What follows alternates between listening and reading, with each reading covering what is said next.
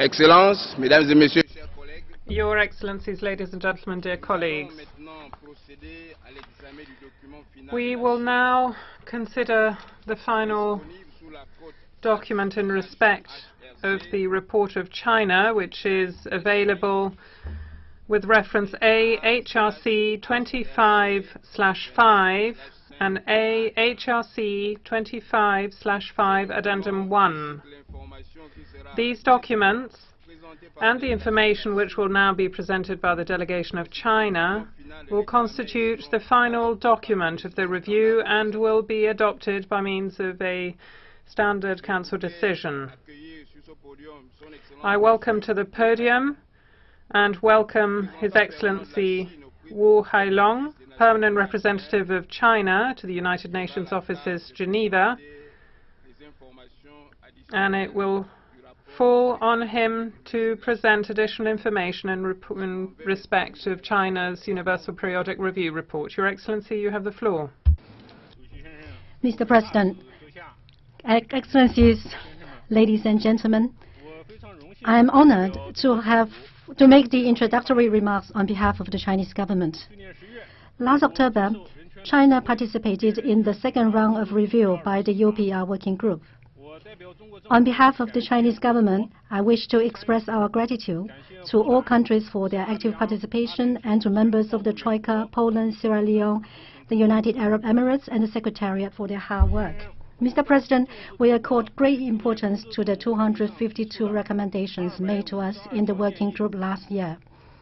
Immediately after the session, China set up an interagency coordination mechanism led by the Foreign Ministry and with the participation of more than 30 legislative, judicial, and administrative departments to comprehensively go through the recommendation and to consult extensively various sectors of the society. We have one principle, that is, we will support any recommendation that is suited to China's national conditions, that is operable and conducive to China's human rights development. Based on prudent studies and joint efforts, China has decided to accept 204 of the 252 recommendations, or 81% of the total. They cover more than 20 areas, including poverty reduction, education, and judicial reform. This speaks amply to China's determination and courage to promote and protect human rights, and also demonstrate China's open, active, and sincere attitude to the recommendations made by various countries. Since last October, my government has taken many initiatives to advance the cause of human rights. In particular, the third plenum of the 18th CPC Central Committee held last November made a number of major decisions to comprehensively deepen reform, which includes improving the human rights and social safeguard system. Just recently, the report on the work of the government adopted by the 12th National People's Congress set forth new measures, including those for further promoting and protecting economic, social, and cultural rights. Here, let me present China's progress in implementing the accepted recommendations in light of the above. On recommendations concerning the right to development, the right to survival and development is the primary human right. China gives top priority to development. In 2013, China's GDP grew by 7.7%. The per capita disposable income for rural and urban residents rose by 9.3% and 7% respectively. In the next period, we will focus on 3 tasks, each concerning 100 million people. 1, to grant urban residency to 100 million rural migrants. 2, to improve living conditions for 100 million urban residents who are living in the substandard housing. 3, to design and implement urbanization projects for 100 million rural population in the central and western regions. Greater efforts will also be made in other social sectors to properly ensure and improve people's well-being through coordinated efforts.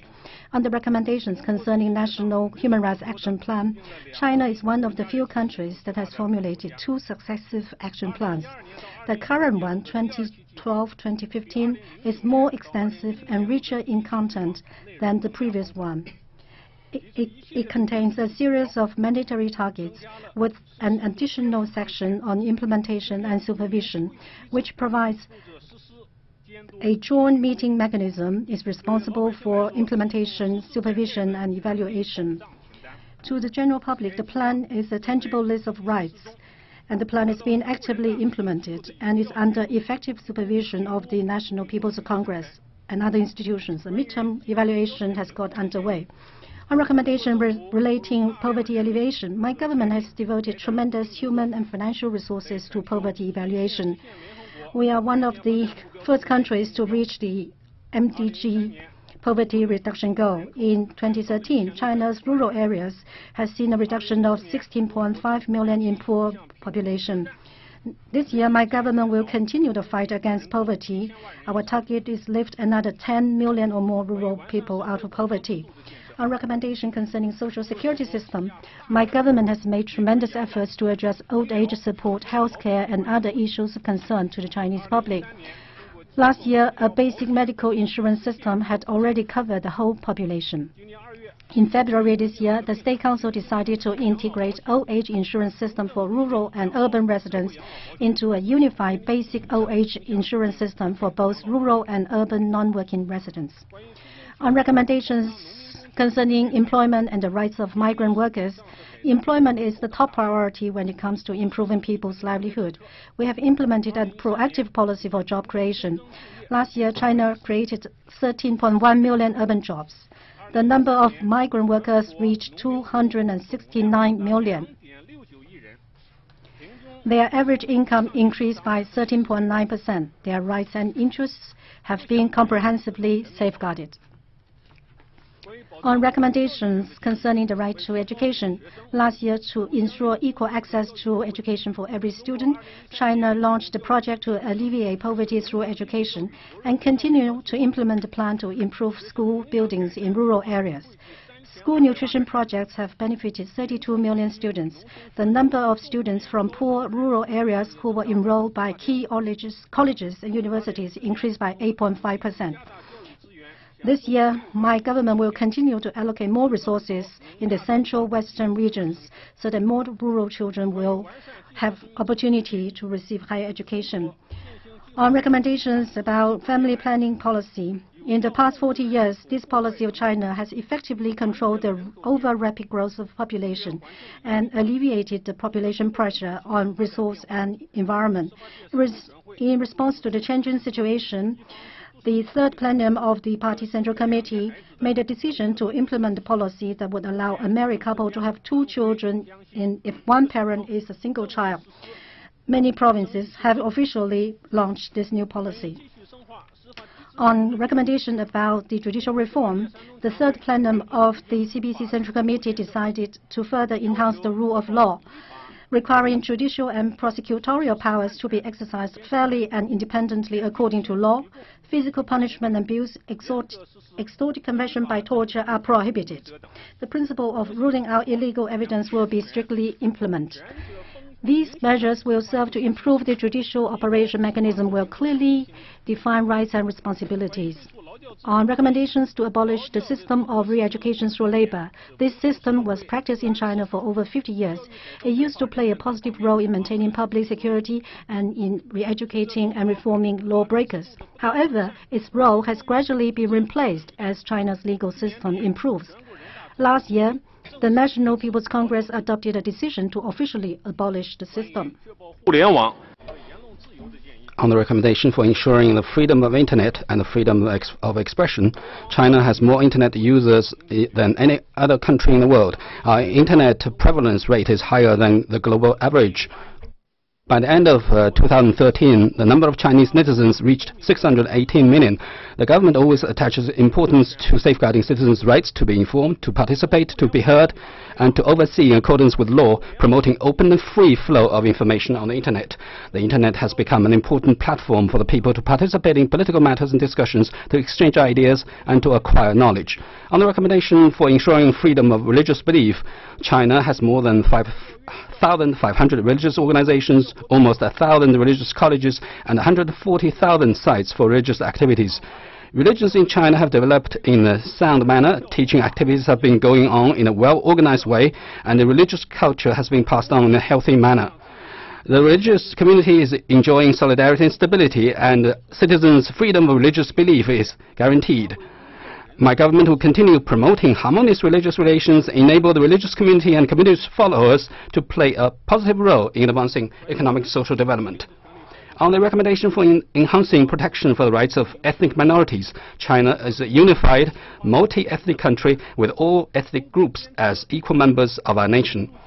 We follow the system of regional ethnic autonomy. The positions of chairmen of autonomous regions and prefects of autonomous prefectures are held by people of ethnic group that exercise regional autonomy in the area. All ethnic minorities groups are represented at the National People's Congress and the Chinese People's Political Consultative Conference. Minority areas enjoy preferential policies, including fiscal and tax benefits, added credits for minority students taking high school or university entrance exams, among others. In 2013, 3.69 billion yuan was allocated for development of ethnic minorities, up by 30% over the previous year.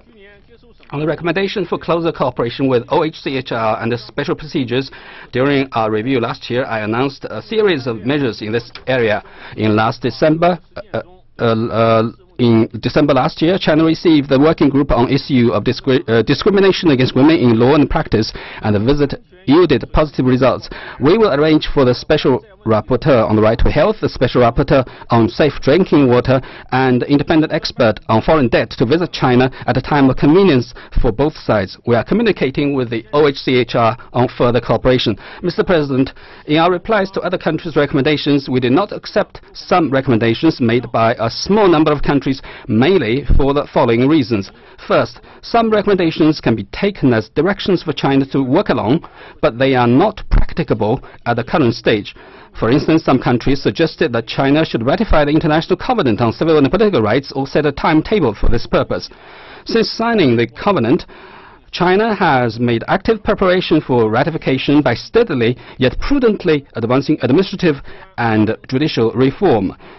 Chinese legislative bodies will determine the speed of ratification depending on the maturity of domestic conditions. Secondly, some recommendations are at odds with China's realities and therefore are not ready for implementation. For instance, some countries suggested that China should immediately abolish or suspend the use of death penalty. Countries are divided on whether or not death penalty should be abolished. China lacks the condition to abolish the death penalty, and most Chinese people do not agree to do so. Therefore, we practice the policy of retaining the death penalty, but strictly controlling and prudently applying it. We have begun from economic and non-violent crimes to reduce the number of crimes subject to death penalty in a step-by-step manner. Thirdly, a small number of countries have brought up recommendations that are inconsistent with facts. China is firmly against this. For instance, some countries said China should abolish arbitrary and extrajudicial detention and stop harassing human rights activists. There is no arbitrary or extrajudicial detention in China, nor has anybody protecting human rights within the framework of law has been harassed. Recommendations of this kind simply do not comply with facts. Mr. President, the Hong Kong Special Administrative Region and Macau Special Administrative Region continue to protect the rights of their residents in accordance with law. The Chief Executive of Hong Kong SAR in January this year made a policy address with the theme Support the Needy, Let Youth Flourish, Unleash Hong Kong's Potential. The policy address introduced a series of measures to further assist disadvantaged people in the society, to care for and support low-income persons, the elderly, ethnic minorities, people with disabilities, students with special educational needs, etc. The Hong Kong government will continue to protect human rights and freedom in Hong Kong in accordance with basic law and relevant legislations, and continue applying applicable international human rights treaties and submit reports to the treaty bodies through existing mechanisms. The government of Macau SAR is committed to the construction of 4 major administrative mechanisms with long effects in the fields of social security, education, medical care and housing, to the consolidation of building of the system, to the enhancement of investment resources, especially to strengthening the protection of elderly, children, disabled, disadvantaged groups, and to effective improvement of people's livelihood. It will enhance construction of clean administration, handling of complaints regarding residents' fundamental rights through a special working group, and a review of current laws and regulations, particularly the circumstances that affect an individual's rights, freedoms, protection, and legitimate rights so as to maintain social justice. It will continue its efforts to protect human rights and safeguard rule of law to guarantee the establishment of harmonious, integrated, and multicultural society. There is no development model that is universally applicable. There is no development path that can remain unchanged. Whether a path is good or not depends on whether it's rooted in the country's realities and follows people's will. China's human rights development grows in parallel with China's economy and society and must proceed in keeping with our conditions and the people's will. Of course, as an open-minded, inclusive nation, we are ready to draw upon the progress of development of mankind and listen to other countries' recommendations based on goodwill. The Chinese government has put forth the 2 centenary goals and the Chinese dream of achieving great renewal of the Chinese nation. This year marks the 10th anniversary of China's inclusion in its constitution of the provision that states respects and preserves human rights. We will take this as an opportunity to open a new chapter in China's human rights development by following our people's will, relying on our own efforts and drawing upon the experience of other countries. By doing so, we will make new contribution to human rights development in the world. Thank you, sir.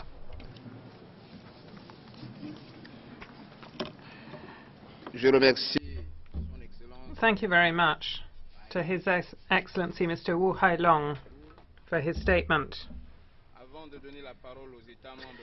Before I give the floor to Member States and to observers for their comments on the final document in respect to the review, I wanted to inform delegations that it has been decided that each speaker will have 1 minute and 30 seconds for their statement. I will therefore turn to the speakers list, and the first on my list is Cuba. You have the floor. Thank you very much, President. We welcome the delegation of the People's Republic of China, and we thank them for the information that they've brought us in response to the recommendations that were addressed to the country during the second UPR cycle. During its review at the 17th session of the working group, we highlighted that the country has been successful in implementing the recommendations that were accepted during the first UPR cycle, and this is symbolic of China's commitment to the promotion and protection of the human rights of its people.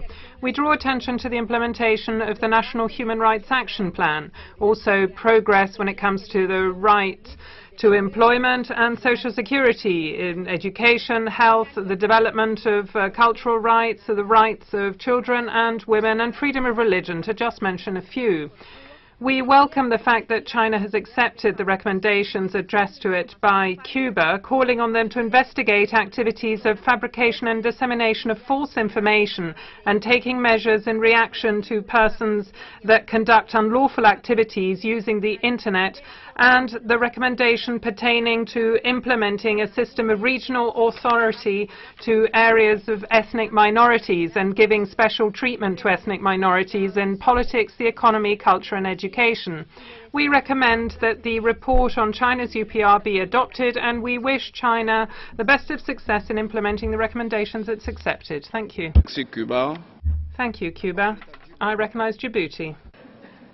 Monsieur le Président. Thank you, Mr. President. We would like to welcome the delegation of China here today, and we thank them for their presentation. We note with satisfaction that most of the recommendations that were made to China were accepted, including our recommendations. We recognize the remarkable efforts made and the achievements made by China in the area of strengthening human rights in their country.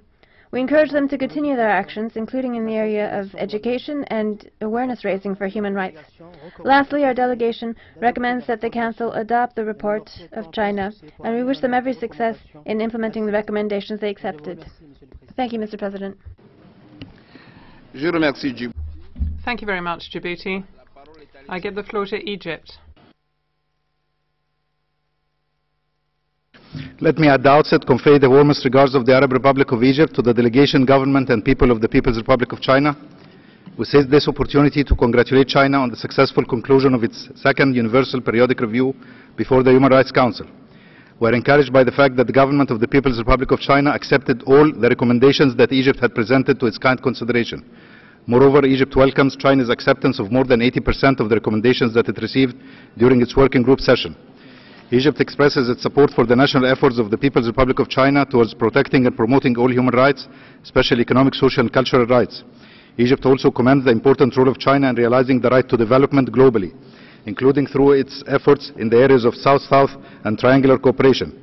Conscious of the magnitude and complexity of the challenges that can exist in a country as big as China demographically and geographically, we encourage the government to continue addressing the persistent challenges facing it in this regard in accordance with the vision based on China's national ownership and priorities.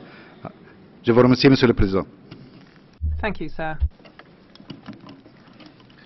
Je remercie. Thank you to the Ambassador of Egypt. Eritrea has the floor. Mr. President, the Eritrean delegation congratulates the government of the People's Republic of China in its efforts to discharge its obligation in the promotion and protection of basic human rights and fundamental freedoms of its people. We have high regard to the focus given by China on the UPR as the main mechanism towards achieving this goal. Mr. President, my delegation also reiterates its satisfaction on the UPR report of China, and we are content that the Chinese delegation has taken on board all relevant recommendations, including our own. Eritrea supports the approach China has followed to take its own reality and challenge at the center by adequately considering the context, needs and human betterment of the Chinese people as a priority. Finally, Mr. President, my delegation would like to thank the Chinese delegation for their response and wish them all the best in implementing the accepted recommendations. In this regard, my delegation recommends the adoption of the report. Eritrea will continue to engage the Chinese delegation to further maintain and strengthen the mutual understanding and cooperation that so happily exists in furthering the ideals of peace and security, human rights and development. I thank you, Mr. President. I thank you. I now give the floor to the United States of America. You have the floor. The United States welcomes the return of the delegation from the People's Republic of China to the Council and appreciates the opportunity to comment on the final working group report from China's UPR. We welcome China's acceptance of recommendations related to the ICCPR. We urge China to ratify this important human rights convention. We note that China has announced the abolition of the re-education through labor system, and we urge China to end all forms of arbitrary detention. We note that China accepted recommendations calling for the protection of the rights of members of ethnic minority groups. We are deeply concerned, however, by government policies in ethnic Uyghur, Tibetan, and Mongolian areas of China that have contributed to unrest, as well as the ongoing detention of activists Ilham Tohti, Dondup Wangchun, and Hada. We are disappointed that China did not accept UPR recommendations related to protecting the freedoms of peaceful assembly, association, and expression, including on the Internet. We remain very concerned by the detention of activists Xu Zhiyang, lawyer Gao Zhizheng, Nobel laureate Liu Xiaobo, as well as the house arrest of his wife, Liu Sha. Finally, we are concerned that China refuses to cooperate with civil society in the UPR process. We note with profound sadness the recent death of Cao Shunli, a civil society leader who sought to engage the Chinese government on these issues and was detained for her efforts. Thank you.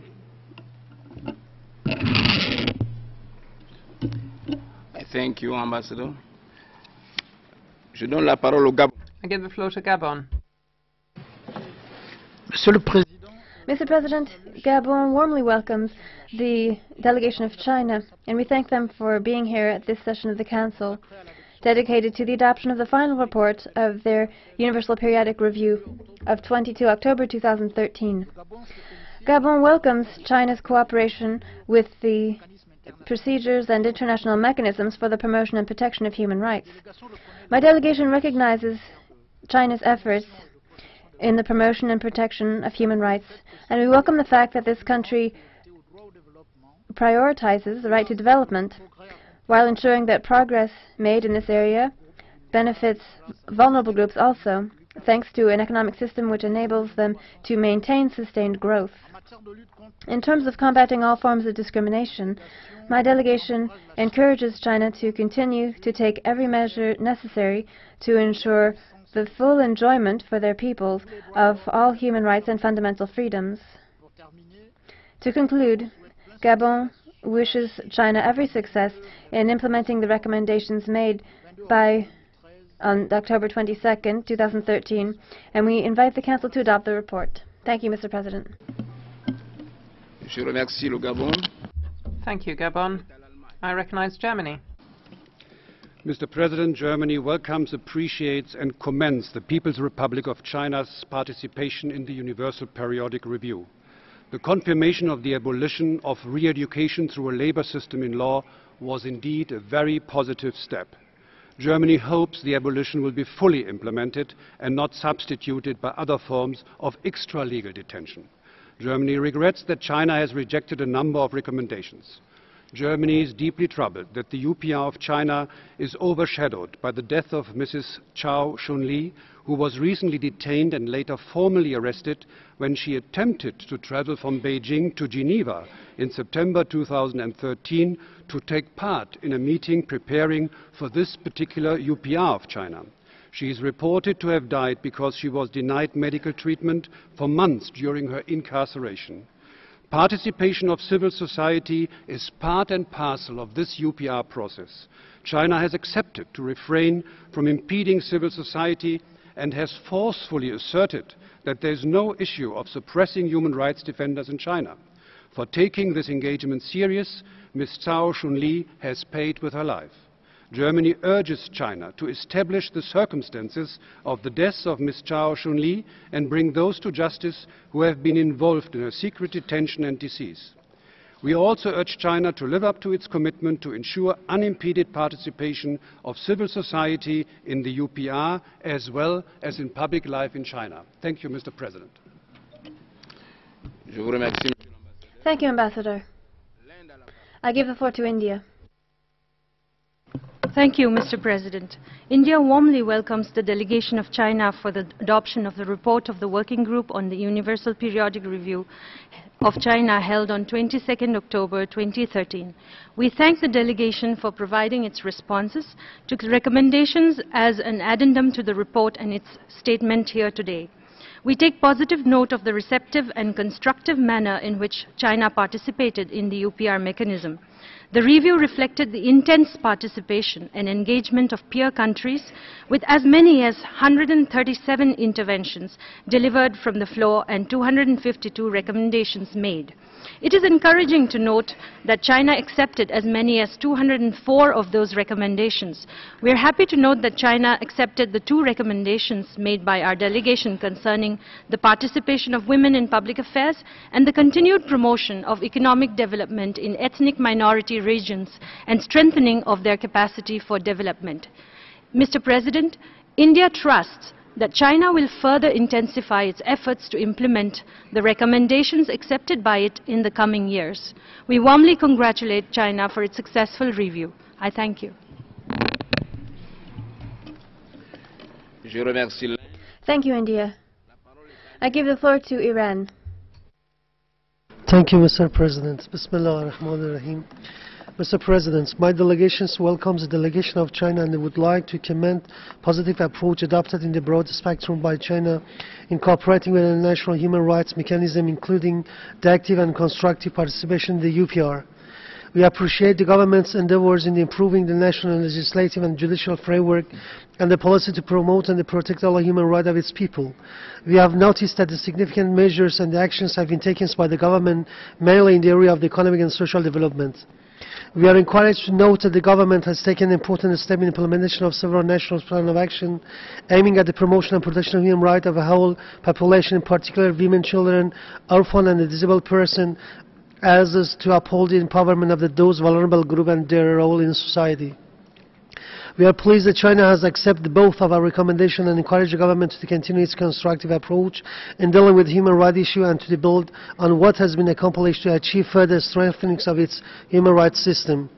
In conclusion, the Islamic Republic of Iran joined the others delegation in recommendation to the Council to adopt the UPR report of China and wishes China every success in implementing of the recommendation.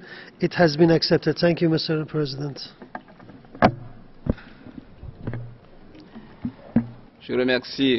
Thank you, Iran. I give the floor to Ireland. Thank you, Mr. President. Ireland welcomes the Chinese delegation and thanks China for its engagement with the UPR process. We thank China in particular for accepting both of the recommendations made by Ireland as well as the majority of the recommendations which it received. We look forward to hearing from China in due course about the actions taken to implement the recommendations which it has accepted, and would encourage China in this regard to submit a voluntary mid-term report on the implementation of recommendations, as a large number of states, including my own, have done. At the same time, we express deep concern about the fact that a well-known Chinese human rights defender, Ms. Cao Shunli, was detained by police at Beijing airport in September while on her way to Geneva to attend a training exercise connected with the UPR of China. And we're very disturbed to hear that she recently died in China after her health deteriorated while in custody. We recall that civil society is assigned an important role in the UPR process by this Council's Resolution 5/1 and other relevant documents, and call on China, as we do on others, to respect this and to ensure unhindered access to and communication with international bodies, in particular the UN, its representatives and mechanisms in the field of human rights, including this Council and the UPR. We continue to count on constructive cooperation with China as members of the Human Rights Council to promote and protect human rights throughout both of our countries and the world. I thank you, Mr. President. Thank you, Ireland. I give the floor to Laos. Thank you, Mr. President. The Laos delegation warmly welcomes the delegation of China and thanks for a comprehensive presentation which highlighted the latest updated information in the area of promotion and protection of human rights that has been undertaken by China since the last UPR. The Laos delegation is pleased to note that China has accepted a large number of recommendations and has taken significant steps and actions for realizing the recommendations. We also note that China has been a state party to many international human rights instruments and has actively implemented them. We commend the Chinese government for remarkable progress in promoting and protecting the human rights in the country, including the rights to development for people from the poor and vulnerable groups. We recommend that the report of the UPR Working Group be adopted, and we wish China every success. I thank you, Mr. President. Thank you, Laos. I give the floor to Lebanon. شكرا سيد الرئيس. Thank you, Mr. President. The delegation of Lebanon would like to welcome the delegation of China. We would like to take this opportunity to commend China for the efforts they have made in the framework of the UPR, not to mention cooperation with the UPR mechanism in general.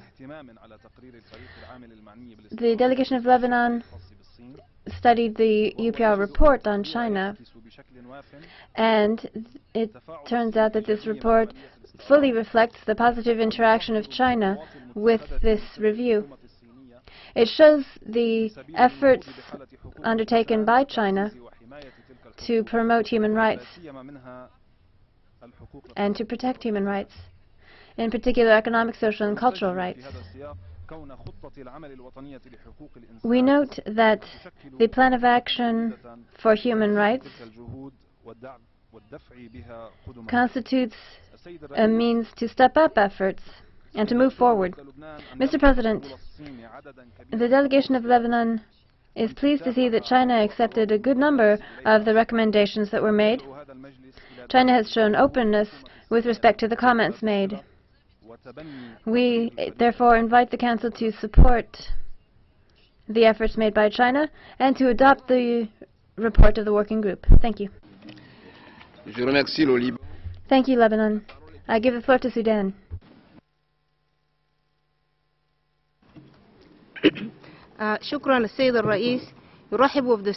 Thank you very much, President. The delegation of Sudan extends a cordial welcome to the delegation of China. We thank His Excellency the Ambassador for his presentation and for the clarifications that he's offered us. We thank China for taking part in the UPR exercise. China has presented a very positive stance, and we welcome the progress in the human rights sector in China, notably in fighting poverty and in job creation. We encourage China to continue its efforts to put in place poverty reduction initiatives and development programs.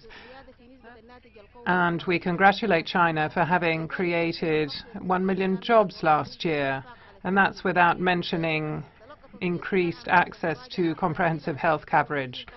During the UPR, more than 250 recommendations were addressed to China, and the attitude of China was highly positive in accepting them, including the one that Sudan addressed to it in respect of the implementation of the national plan. We would urge for the adoption of this UPR report and wish China the best of success in all of its efforts to improve the promotion and protection of human rights. Thank you. Thank you, Ambassador. That was the last speaker that it is possible to take now. The statements which could not be made during the meeting will, as usual, be posted on the extranet of the UPR. We will now move on to the list of speakers for NGOs. The first speaker on my list is International Service for Human Rights. Thank you, Mr. President. Among the recommendations accepted today is one to ensure that human rights defenders can exercise their legitimate activities, including participation in international mechanisms, without being subjected to reprisals. Describing this as already implemented is manifestly untrue. A flagrant case of deadly reprisal is that of Chinese human rights defender Cao Shunli. She was arrested, as we all know, as she attempted to board her plane to Geneva to attend the Human Rights Council's September session.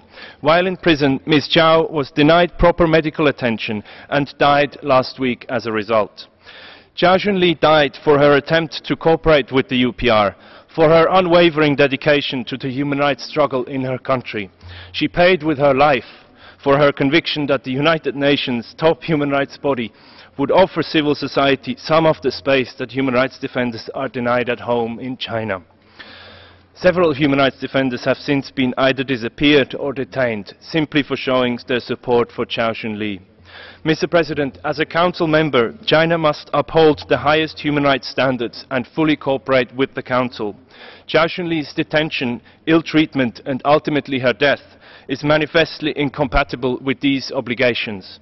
Mr. President, ISHR and others will use the remaining time allocated to ISHR to observe a moment of silence to remember Cao Shunli and human rights defenders everywhere who lose their lives in this struggle. Please, I have a point of order from China. Yes, China?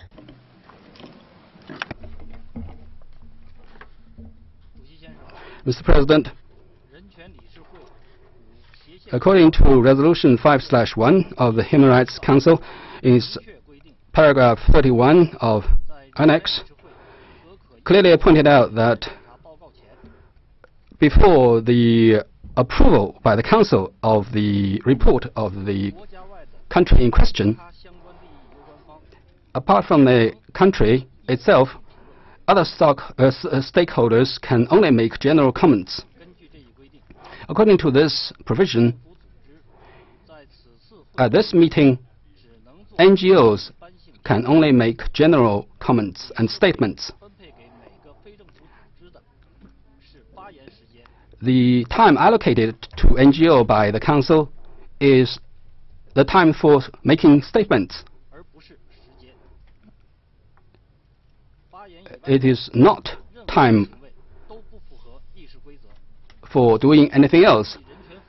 Anything beside making statements does not correspond with rules of procedure. The human rights, International Service Human Rights uses the time to do other things than making statements. It contravenes the rules of procedure of the Council. We request you to stop such practice. Thank you, sir.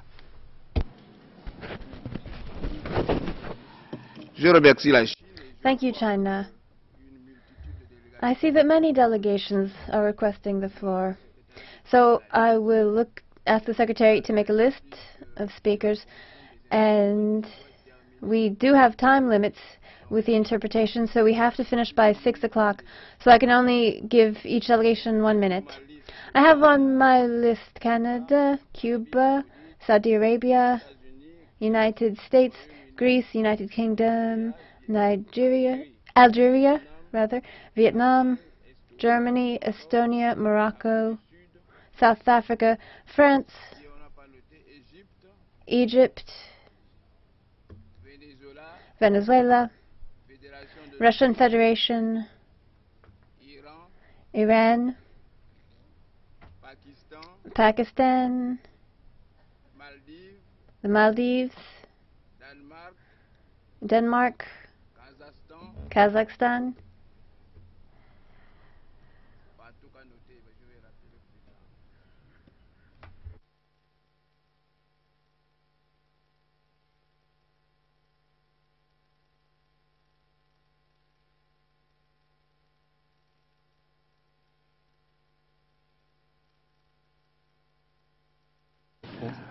Bon, alors, le secrétariat se...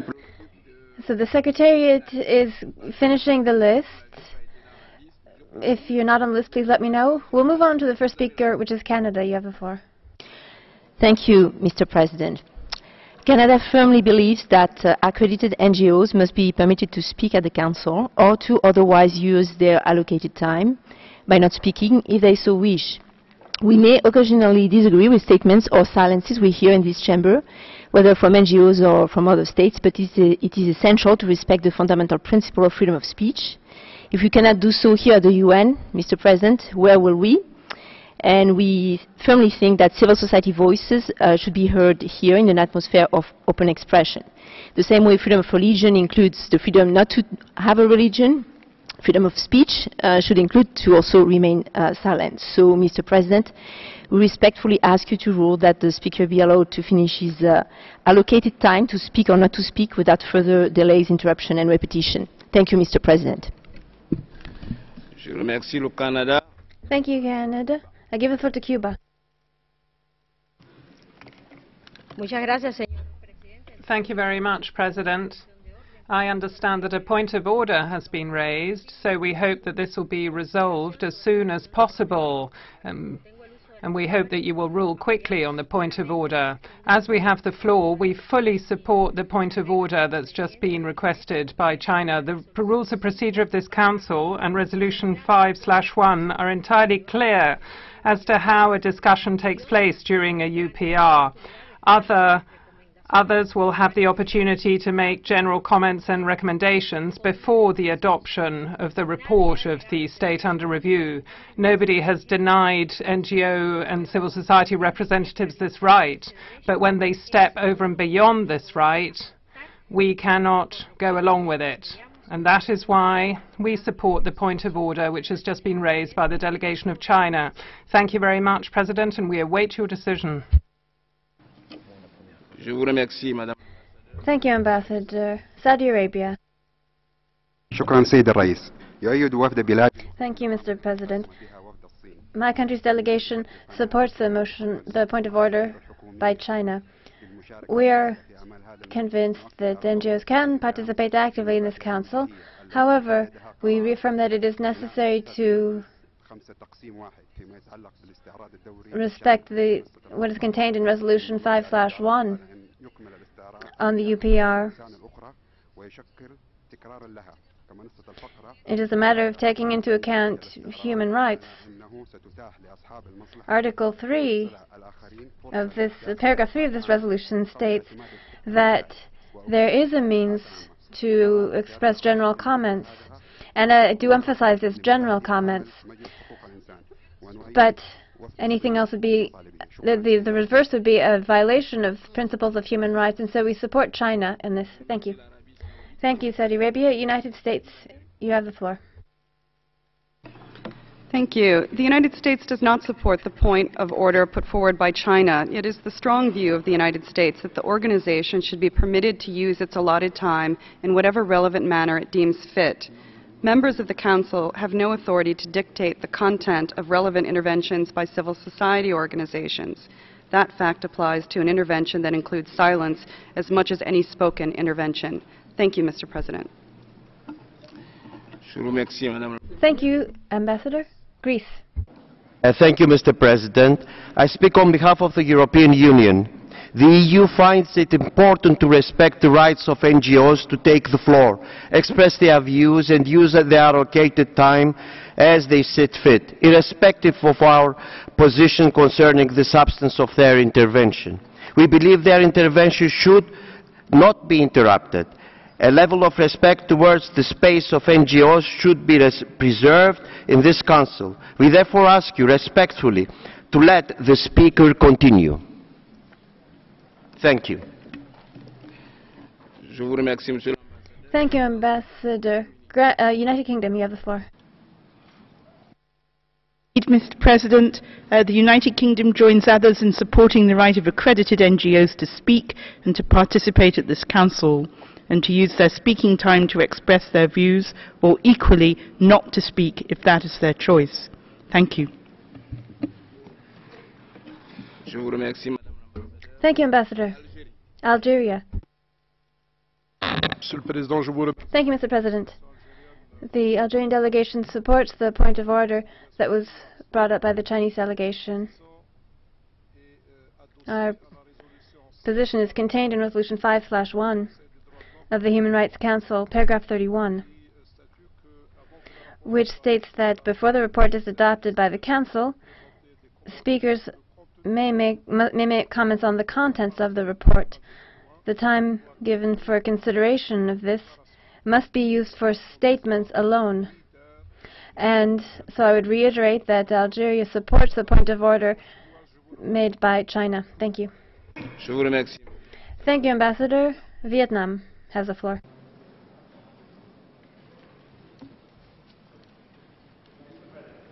My delegation would like to use this point of order regarding the current discussion to reaffirm our view that the work and functioning of the Council must be in compliance with the UNGA Resolution 60/251 and the institution building package established in the resolution HRC/5/1, in which, I quote, the paragraph 31, other relevant stakeholders will have the opportunity to make general comments before the adoption of the outcome by the plenary. In this regard, my delegation looks forward to your wise guidance of this meeting, strictly and totally in compliance with the rules and procedures of the Council. Thank you. Thank you, Ambassador. Germany has the floor. Mr. President, I align myself with the statement made of the European Union. Nothing in the procedural rules prevents ISDHR from using their speaking time to make a general comment in whatever decent manner they consider to be necessary, as long as they stay within their speaking time. This is the case. May I kindly ask you to allow them to continue their presentation. Thank you.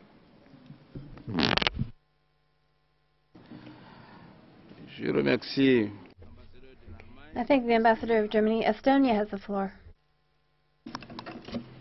Thank you, Mr. President. Estonia aligns itself with the position expressed by the EU presidency, Greece. It is our long-held view and also expressed view on a couple of previous occasions that the NGOs have the right to take the floor and express their views, so I would ask you to allow them to continue. Thank you, Mr. President. Thank you, Ambassador. Morocco has the floor. Thank you, Mr. President. My delegation would like to express its support for the point of order by China. Mr. President, we support the role played by NGOs and their contribution to the UPR, and that is why, even as a facilitator for the revision of the UPR, Morocco had encouraged these NGOs being able to have a space to contribute to the consideration of reports of their respective countries. However, we think that our Council should avoid creating any precedents which could subsequently be used in situations which would have no positive effect on human rights or on this space for cooperation and dialogue, which our Human Rights Council is. And this is why we reaffirm our support for China. Thank you. Thank you, Ambassador. South Africa has the floor. Many thanks, Mr. President. South Africa supports the point of order just made by China. We believe that all NGOs accredited to this process have the right to address the state under review. But, Mr. President, what we are witnessing right now is irregular and incompatible with the rules of procedure of this Council.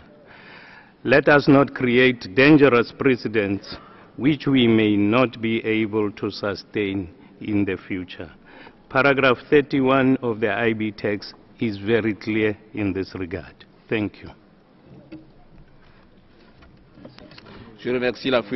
Thank you, South Africa. France has the floor. Merci, Monsieur le Président. Thank you, Mr. President. We think that no reason justifies interrupting this NGO. They should be able to make their point of view known before this Council, as is foreseen in the institution building resolution, including Resolution 5/1.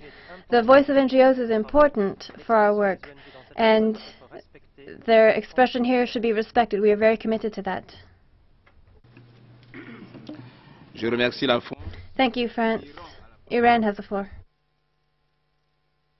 Mr. President, my delegation would like to support the point of order made by the delegation of China and the request that the NGO put down the picture. Thank you.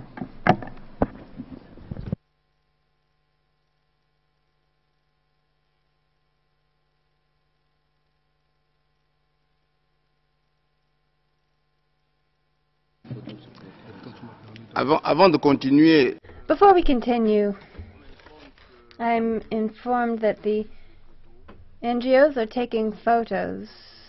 I think that's not authorized by our procedures here. So please, if you could not take photos here, that's not allowed. I will continue giving the floor to speakers on the list. Austria has the floor.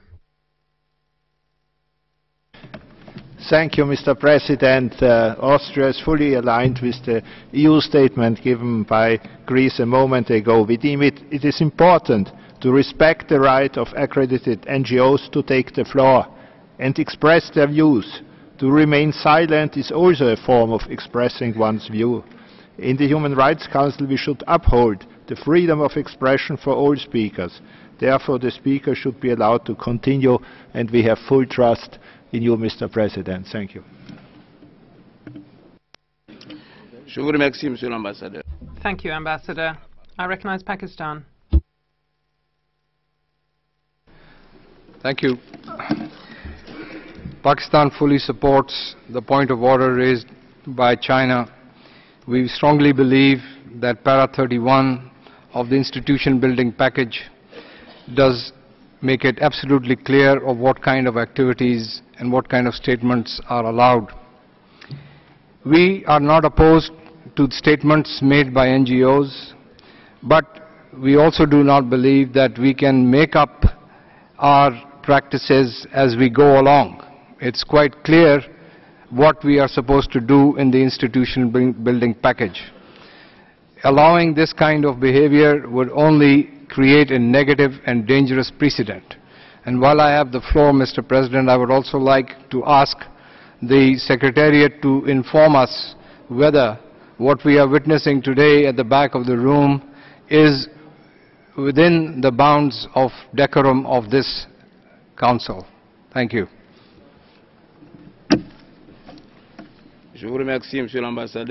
Thank you very much, Ambassador. Egypt has the floor. Merci, Monsieur le Président. Thank you very much. The importance of the constructive engagement of the NGOs in the adoption sessions of UPR reports. It's of fundamental importance to respect the rules of procedures and the methods of work of the Human Rights Council. To this effect, Egypt supports the point of order raised by the delegation of the People's Republic of China and requests from the President to intervene to ensure that the Speaker respects the parameters and modalities of the Council work. I thank you.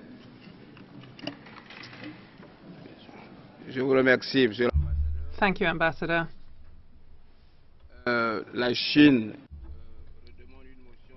China is asking to speak again. Do you have any additional information to add in respect of this point of order, or can we hear from the other delegations? I would rather hear all delegations before making a decision, but if you have additional information, China, you have the floor. Thank you, Mr. President. Just now, the Chinese delegation already clearly elaborated our position. This International Service for Human Rights, making use of its time to engage in activities other than speaking, making statement. This is in violation of the rule of order. Once again, I express a hope that Mr. President will make a ruling so that we can resume the normal working order here, so that the NGOs activities other than speaking, making statement will not be made. I hope the President will make room immediately to stop this kind of behavior. Thank you, Mr. President.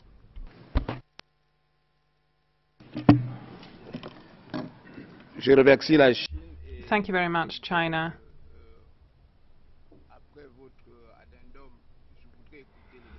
I was saying that after having heard to your additional information, I wanted to hear from all delegations who wish to speak before taking a decision. I still have a few delegations on my list. It's true that we are working with the time constraints, and the Secretariat is negotiating more time with the interpretation service. But I think we need to respect the democratic order of our Council. I give the floor to Venezuela on that note. President, Venezuela supports the point of order raised by the delegation of China. We are currently engaged in the adoption of the working group report of the UPR. Non-government organizations must abide by the rules for these proceedings within the United Nations. And this is pursuant to Resolution 5.1 of the Council itself. The Speaker, who is currently making a statement, is stepping beyond the bounds of this rule, and this violates the decorum and the gravitas of this body. So we would respectfully but firmly ask the Speaker through you to cease speaking, and if he continues to speak in this manner, he should be prevented from doing so. Thank you. Je vous remercie. La Fédération de Russie. Thank you. I recognize the Russian Federation. Thank you, Mr. President. The Russian Federation is not calling into doubt at all freedom of speech for civil society, including in the format of the Universal Periodic Review. However, our work in the Council, in the context of the UPR, is governed by the rules of procedure, by resolutions including 5/1 and also a presidential statement 8/1. It says there that before the adoption of the outcome of the UPR, all participants may take the floor and make general comments. Taking this into account, we would like to support the point of order raised by China. Thank you. Je remercie la Fédération de Russie. Thank you very much to the Russian Federation. I recognize Ireland. Thank you very much, Mr. President. Ireland cannot support the points of order raised by the distinguished delegate of China. Paragraph 31 of Resolution 5/1 does indeed provide that other relevant stakeholders will have the opportunity to make general comments before the adoption of the outcome by the plenary. We have a saying in English, silence speaks volumes. For us, silence may also clearly constitute a general comment on a given situation, and we respect the right of all stakeholders to exercise their right to silence. Thank you.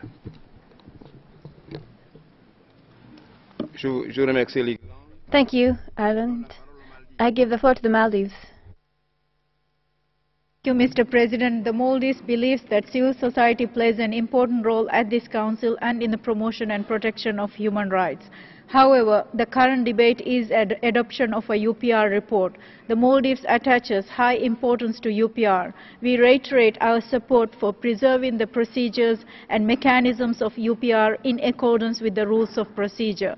the Maldives believes that UPR process should not be politicized.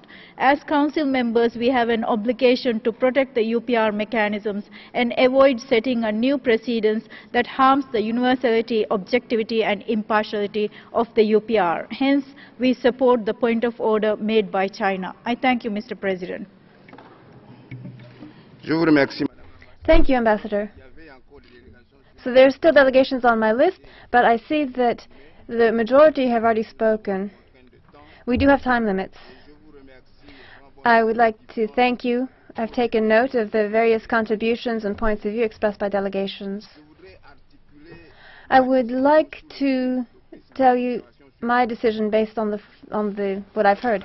First of all, the question of the full and complete implementation of Resolution 1621 on cooperation between the Council and its mechanisms is essential. The Council is extremely vigilant to this end, and everyone knows about situations where the Council of Presidents has brought this up in a specific or general way. It is crucial that individuals or groups who want to cooperate with the Council can do so without fear.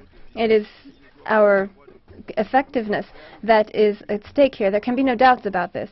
However, the issue brought up by the speaker, which is a question of procedure, which was seen differently by the different speakers who've taken the floor, that is, using the speaking time by speakers, how they use their speaking time. That's a question of procedure and organization. I think that we can find a satisfactory way to resolve this. Now, it is my intention to deal with this issue after the meeting and to undertake the necessary consultations with the different stakeholders to find a solution. And then I will tell the Council about my decision in due time. Having said this, we will continue the UPR of China, and I will give the floor to the next speaker on my list, and that is the World Organization Against Torture. Excuse me, Mr. President, but I had not concluded my statement. La Chine, vous avez China. Un point d'ordre. China, do you have a point of order you wish to make?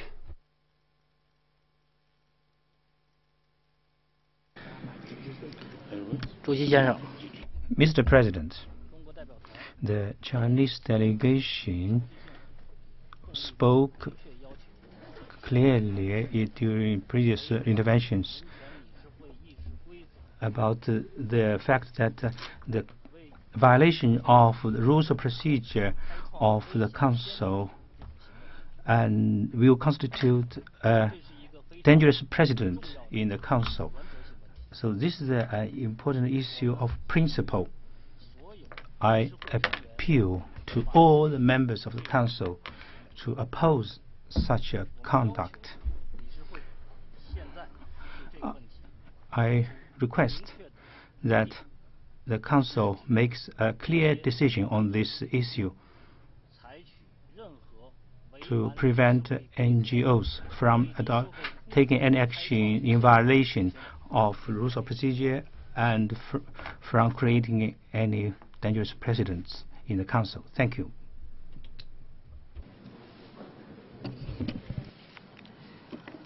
Je vous remercie. Thank you.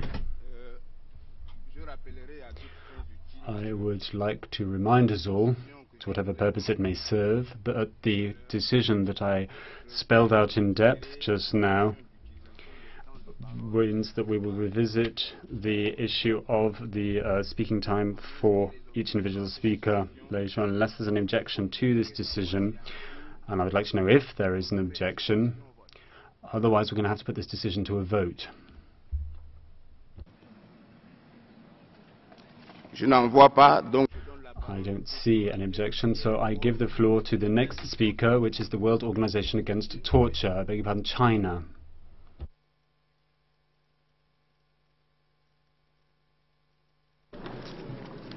Mr. President,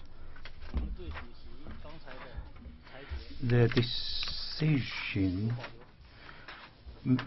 announced by the President, I think we have a reservation regarding the decision you have just announced. We request that the Council makes a clear decision straight away.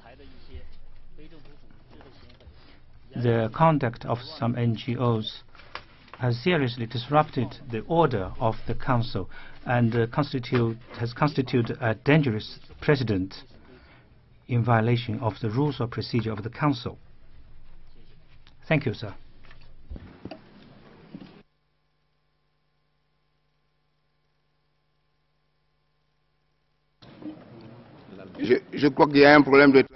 I think perhaps there's a problem with the interpretation. Could you perhaps make your point again, China? I didn't quite understand what you want to say, Your Excellency. So if you could repeat, please, I'd be very grateful. Could you please repeat the point that you just made so that I'm sure I've captured all that you had to say, sir? Thank you, Mr. President. I have been very clear. I request the Council here and now takes action. I am not in favor of the decision announced just now to refer the matter to the Bureau. Thank you.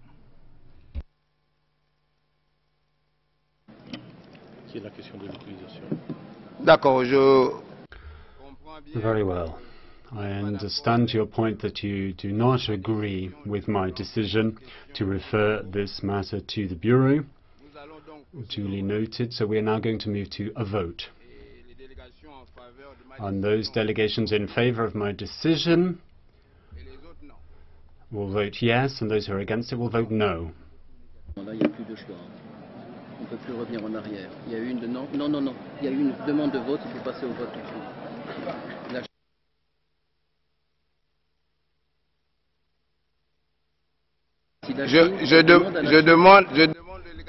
I'm going to ask the delegations to keep silence in the room, please. Could we have silence in the room? I think that I have made a ruling, please. I have made a ruling about this issue which has led to confrontation in this room. I suggested that we take the issue to the Bureau and that we continue the UPR review in the meantime, but China has demanded that the decision be taken now by vote, and only the delegation of China can change that position or change its stance. So we are now going to move to the vote on the ruling that I made. Thank you very much. The vote is on my decision to ask the Bureau to look at the issue that was raised, because there are varying points of view and I don't think that we can resolve this issue this afternoon. So I was going to request that the Bureau took it under its wing. But if the delegation of China does not agree with that deferred decision, I think that we can take a vote now, and indeed we are going to take that vote. So I'm going to ask the Secretariat to take the necessary steps for the vote to be prepared. Merci, Monsieur le Président. Thank you, President. In a spirit of clarity and precision, I'd like to make it very clear that the vote will be taken on the decision of the President on the question of the use of speaking time, or whether this should be sent to the Bureau for a decision or not. Those who vote in favor of the decision of the President should vote yes. Those who are opposed to the President's decision should vote no. I'm now going to ask the President to draw the name of the country who will begin the voting procedure, who will vote first, and we will then carry out a roll call vote.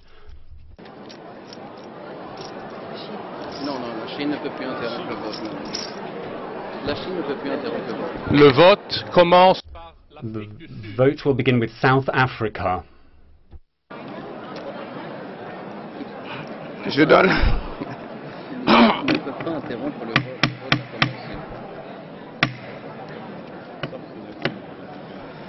Je donne la parole à la Chine. I give the floor to China. Thank you, Mr. President. I wish to clarify one thing. The Chinese delegation requested the Council to decide whether it supports China's point of order. That is, we are opposed to the NGOs conducting actions outside the limit of their speaking time. This is the decision that the China delegation. This is the decision that we are asking the Council to make. Thank you.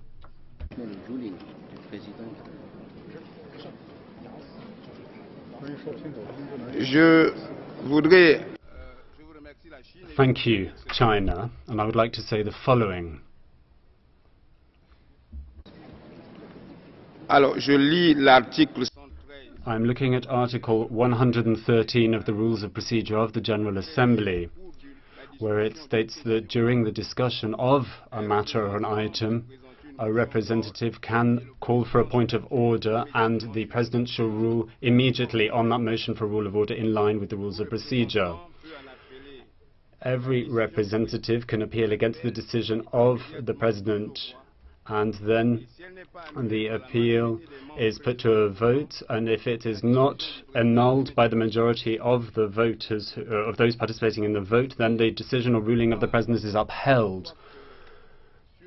It is for this reason that I think that on this vote, and we've begun the voting process, it's on the ruling of the President, my ruling, and not on the issue of the question of speaking time, etc. Thank you.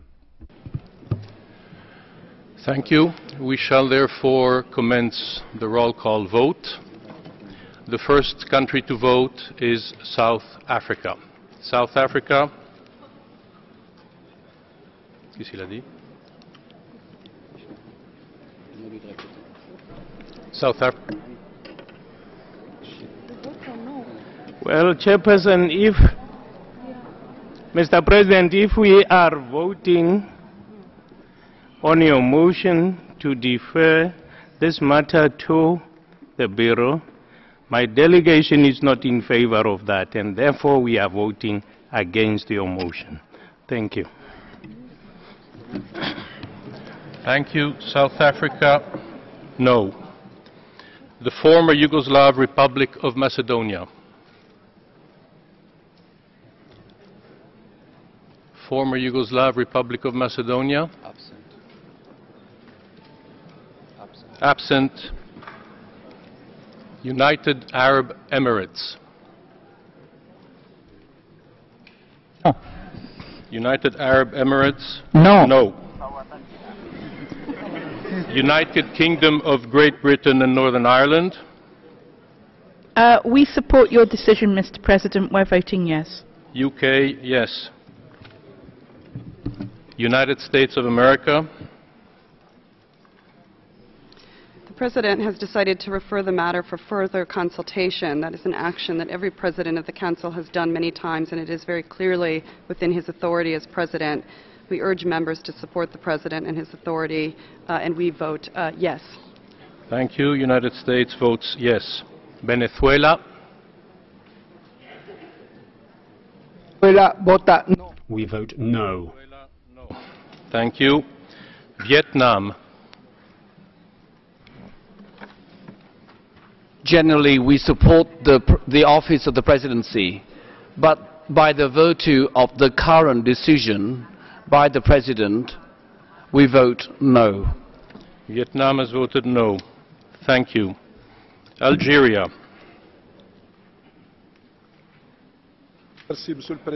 Thank you, President. We would have hoped to be able to support you every step of the way. Unfortunately, we cannot on this occasion, and we vote no. Algeria a voté non. Algeria has voted no. Thank you very much. Argentina. Argentina, you have the floor. Argentina. Argentina, please. In abstention. Argentina, abstention. Austria. We support you, Mr. President, and we vote yes. Thank you. Austria voted yes. Thank you. Benin. Merci, Monsieur. Thank you, President. The President is a personal friend of ours, but we will have to vote no, with our apologies. Benin votes no. Botswana. Botswana, please. Botswana abstains. Botswana, abstention. Brazil. Abstention. Brazil, abstention. Burkina Faso. Ma délégation My delegation also abstains. Burkina Faso, abstention. Abstention, President. Abstention, President. Chile. Thank you, Chile. 主席先生，我们反对。 Mr. President, we vote no. China, no. Thank you. Congo. Thank you, President. We also would have liked to be able to vote yes, but in the current setting, paragraph 31 of Resolution 5.1 is very clear, and so we have to vote on the basis of that no. No. No from Congo. Costa Rica, please.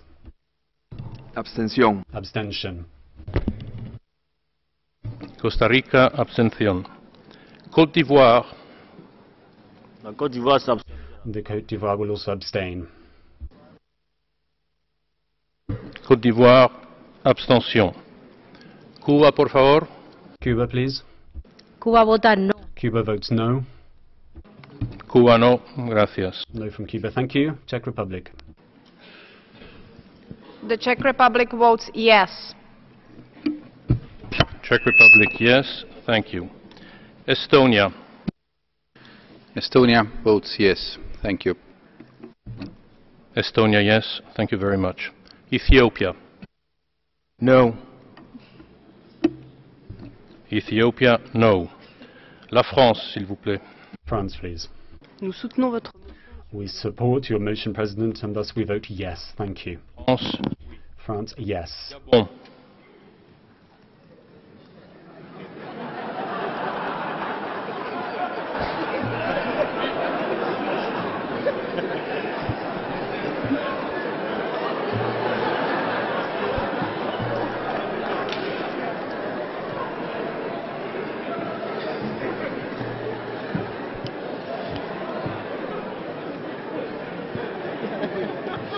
Qu'est-ce qu'ils ont contre le Gabon?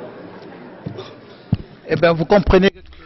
I'm sure you'll understand that given the position of Gabon, we're going to have to decide to abstain. Gabon, abstention. Abstention by Gabon. Germany.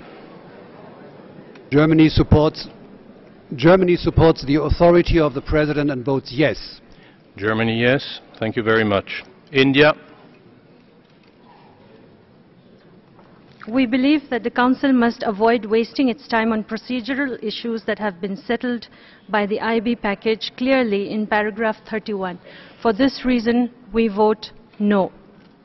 India, no. Thank you very much. Indonesia. Indonesia, no.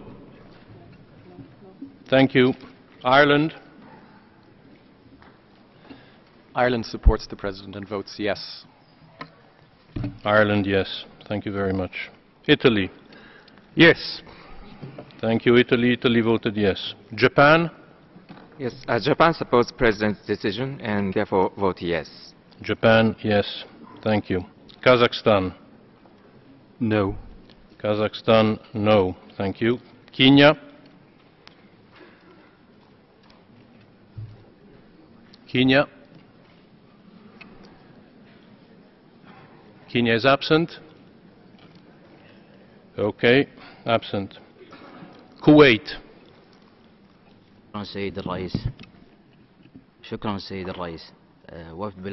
Thank you, President. The delegation of Kuwait votes no. Thank you, Kuwait. Kuwait has voted no. Maldives. Mr. President, based on the principle of rules of procedure, we vote no. Maldives has voted no. Mexico, por favor. Mexico, please. Mexico. Mexico supports the decision of the President and thus votes yes. Yes. Montenegro. Abstain. Montenegro, abstention. Morocco. President, we would have hoped that the vote took place on the motion proposed by China in order to preserve the leadership and respect that we all owe to our president. It's for this reason and with much regret that we say no. No. No from Morocco. Namibia, please. Mr. President, we do not agree with the procedure which you have proposed and therefore no. Namibia has voted no. Thank you. Pakistan? No. Pakistan, no. Peru. Peru, por favor. Peru, please. Abstention. Abstention. Peru, abstention. Philippines. Abstention. Excuse me, Philippines? Abstention, Mr. President. Philippines, abstention. Republic of Korea. Yes. Republic of Korea is yes. Okay. Republic of Korea has voted yes. Romania. Oui, nous soutenons le... Yes, we support the decision of the President. Merci. Thank you. Romania. Russian Federation. Нет, господин председатель. No, sir. Thank you. No, Russian Federation. Saudi Arabia. The Kingdom of Saudi Arabia is for the implementation of Article 31, and with all our respect to the President, we vote no. Saudi Arabia, no. Sierra Leone. Abstention. Abstention. Thank you very much. This concludes the vote. Distinguished delegates, ladies and gentlemen, 47 states were called, 45 were present, so 2 were absent. The result of the vote is as follows: in favor 13, against 20, abstentions 12. The decision is therefore rejected.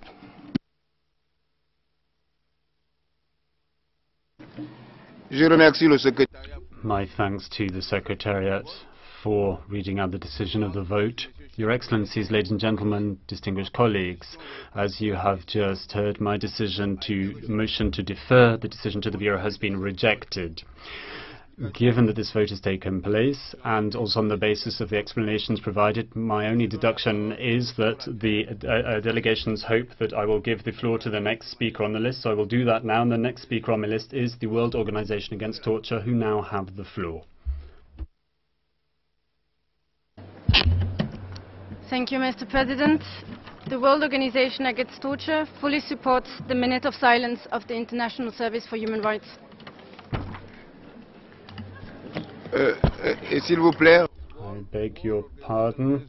World Organization Against Torture, please. Is Germany raising a point of order? Is it a point of order, Germany? Then you have the floor. Mr. President, I'm sorry, but we have only decided that your decision to defer the question to the Bureau is not accepted. But we have not decided how the IB package should be interpreted, how the question of a general comment and the manner in which a general comment can be given has to be interpreted. And for this, I would like to have first a legal opinion of the Bureau before this Council can take a decision in a decent manner on an important issue. I do not like to be rushed, so I still would like to ask that this question is being discussed by the Bureau and you come back to us with a proposal how the request of an NGO to interpret the general comment of IB package can be interpreted. Thank you.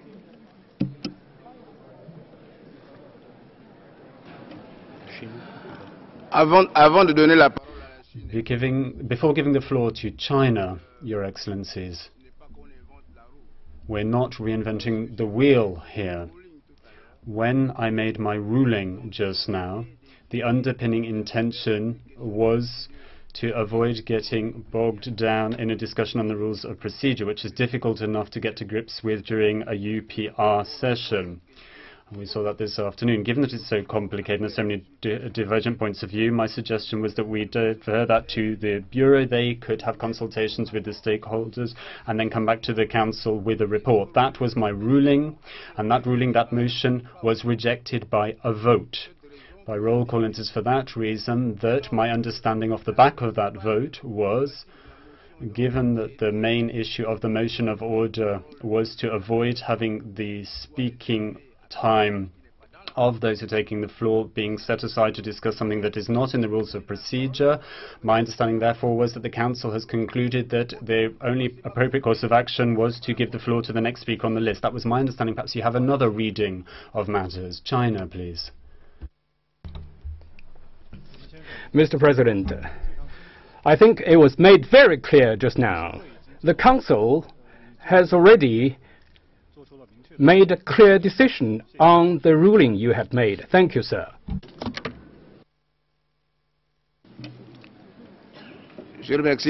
Thank you, China. I will now give the floor to the speaker, or back to the speaker. You have the floor.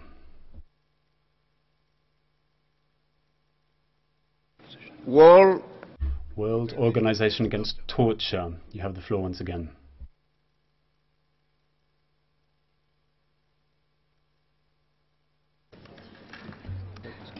Thank you, Mr. President. The OMCT and its member organization, the Tibetan Center for Human Rights and Democracy, deeply regret that China has refused to consider ratifying OPCAT, an important tool to prevent torture and ill treatment, and among the recommendations made to China by the Committee Against Torture. Despite some recent amendments made to the criminal procedure law, torture remains rampant in China. Our organization are concerned about ongoing reports of torture, beatings and other abusive treatment in the Tibet Autonomous Region and neighboring Tibetan prefectures and counties, in particular of Tibetan monks and nuns. Our organization urged China to close the compliance gap on important matters such as the absolute prohibition of torture, notably by fully and effectively implementing the recommendation by the Committee Against Torture. Our organization are also concerned about assertions by China that are far removed from reality, notably that there are no arbitrary detention in China and that human rights defenders are not subjected to reprisals. Since October 2013, the Tibetan Center for Human Rights and Democracy has documented the detention of 94 Tibetan political prisoners. Our organization were also deeply saddened to learn about the death of Chinese human rights defender Cao Shunli on 14 March after she was denied medical treatment in detention. Cao Shunli was arrested in September 2017 to prevent her from traveling to Geneva to attend a training on human rights mechanism ahead of China's UPR. Our organization called upon the Human Rights Council to ensure accountability for Chao's death, as well as for the human rights abuses she died trying to bring to the attention of the international community. The Council needs to assume its responsibility in monitoring that there are no future threats to the participation of civil society representatives. Death is too high a price for cooperating with the UN human rights system. In this regard, OMCT fully supports the minute of silence. Thank you. Thank you. I give the floor to COC Nederland. Mr. President, we fully support the moment of silence. This statement is made on behalf of a coalition of Chinese LGBT organizations working on issues of sexual orientation and gender identity. We acknowledge and praise the fact that the Chinese government has accepted to establish anti-discrimination laws and regulations to ensure that LGBT people enjoy equal treatment and inclusion of prohibition of discrimination of any kind, including discrimination based on sexual orientation and gender identity in labor and employment law. At the same time, we express our concern at the Chinese government marking these recommendations as already implemented. While legislation incorporates prohibitions of discrimination against different groups in society, no laws currently mention discrimination based on sexual orientation and gender identity. As NGOs signal widespread discrimination and stigma faced by LGBT persons, we perceive this as a serious gap in current legislation. We therefore encourage China to work towards the full implementation of both recommendations. and we call on the government to do the following: to adopt clear regulations indicating that non-sexual LGBT content in the media is permissible, to take measures reducing stigma against LGBT individuals in the media, and to develop a comprehensive sexual education curriculum, ensuring that information on sexual diversity is included accurately and objectively, to increase action promoting the mental and physical health of LGBT populations, including effective access for people living with HIV/AIDS to treatment and surgical operations in hospitals, access to adequate support for individuals encountering discrimination, bullying and harassment, and broadened access to sex reassignment surgeries and prohibition of harmful conversion therapies, to adopt a comprehensive domestic violence law that recognizes survivors of same-sex intimate partner violence, and to simplify procedures for gender identity change on all legal documents, and to grant permission for LGBT NGOs to officially register. In conclusion, we reiterate our hopes that the government will actively take up its role in combating discrimination based on sexual orientation and gender identity. Thank you, President. Thank you. The China Disabled Persons Federation has the floor. Mr. President, I'm with China Disabled Persons Federation, a national umbrella organization representing the 85 million people with disabilities in China. First, we acknowledge that the Chinese government solicited and respected opinions from NGOs, including our organization, when preparing the national report for UPR China last year. And we recognize the efforts and achievements of the Chinese government on protecting and promoting the rights of persons with disabilities. Among the first to sign and ratify the UN Convention on the Rights of Persons with Disabilities, China amended and enacted a series of laws and regulations on disability in line with the anti-discrimination principles of the Convention. We've also noticed that the Chinese government has integrated the work on disability into the National 5-Year Work Program on Socioeconomic Development. We welcome the new action plans on disability, including the Rural Poverty Alleviation Program on Persons with Disabilities from 2011 to 2020, and the Program for Upgrading the Education of Persons with Disabilities 2014 to 2016. Though remarkable progresses have been achieved, daunting challenges remain ahead. We look forward to more efforts of the government in the following aspects. First, to further increase financial input in public services for persons with disabilities and to narrow the gap of service between the urban and the rural areas. Second, to improve the supply and quality of services for persons with disabilities through building up an effective public-private non-profit partnership. And third, to establish a comprehensive database on basic conditions and needs of persons with disabilities. Last but not least, we call on the international community to include the disability issue into the post-2015 development agenda. Thank you.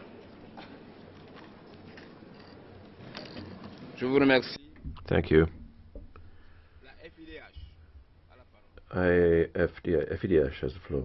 FIDH, Human Rights in China and the International Campaign for Tibet support the Moment of Silence. We appreciate the numerous recommendations on civil society and human rights defenders. China has accepted and stated it is implementing Ireland's recommendation to facilitate a safe and enabling environment for defenders. There's a point of order from China. Mr. President, I would like to ask you to clarify which organization is speaking currently. Thank you.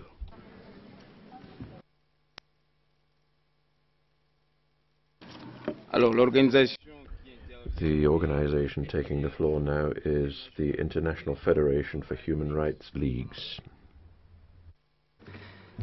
Monsieur le Président, il s'agit de la FIDH. Yes, sir, it's FIDH and its member organization, namely Human Rights in China and International Campaign for Tibet. China. Mr. President, as regards the NGO taking part in the UN activities, we have very clear-cut regulations. I think there's no need for me to waste any minute of your time here. However, the speaker who was taking the floor mentioned names of these organizations. I would like to know whether they are organizations with consultative status with the United Nations, whether their organizations are on the list of speakers. Mr. President and the Secretariat, would you please give me some clarifications on these questions, please? Thank you.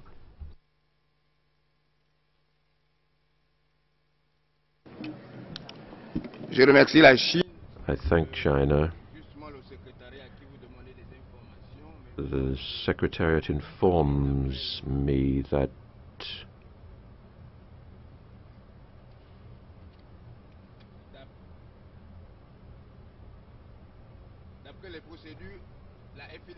according to our procedures, FIDH does have status with ECOSOC, and FIDH is speaking, and it is thus, as far as I can tell, authorized to speak.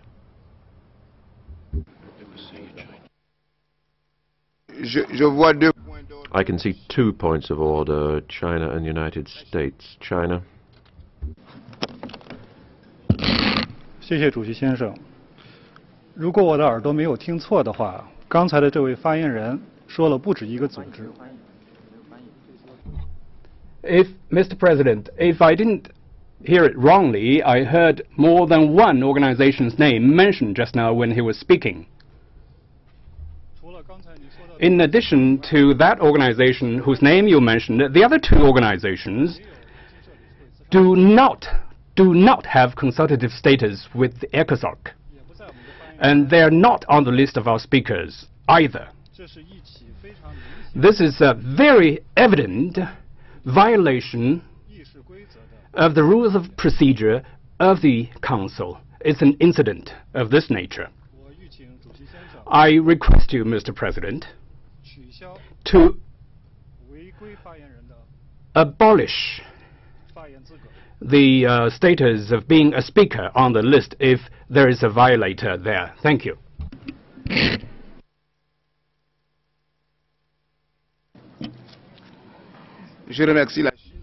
I thank China, the United States. Thank you, Mr. President.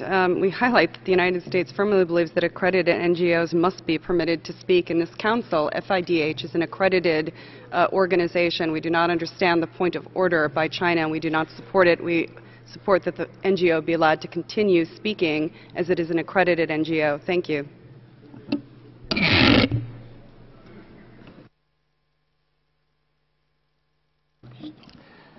Je vous remercie. Je vois Thank you. I can see another round of statements.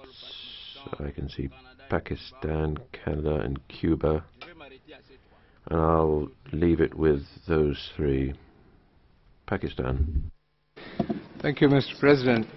Mr. President, we fully understand the point of order raised by China.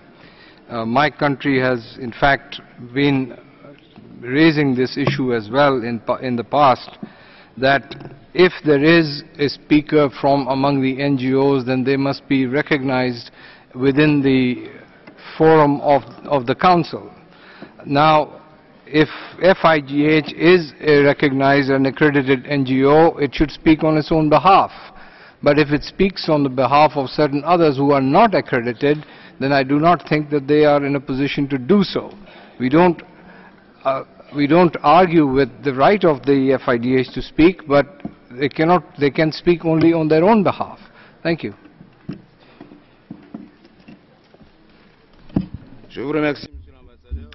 Thank you, Ambassador. Canada. Je vous remercie, Monsieur le Président. Thank you, sir. With all due respect, it's quite clear in this case that the NGO taking the floor is duly accredited to speak, to take the floor, and if other parties wish to be associated with a statement which a duly accredited speaker wishes to make, whether or not we agree with the contents of the statement, quite clearly the NGO is accredited and should be allowed to continue. So we urge you, sir, to allow that statement from the accredited NGO to continue. Thank you. Thank you, Canada. Cuba. Gracias. Thank you, President. We're not trying to question the right to speak by an NGO which enjoys consultative status at ECOSOC.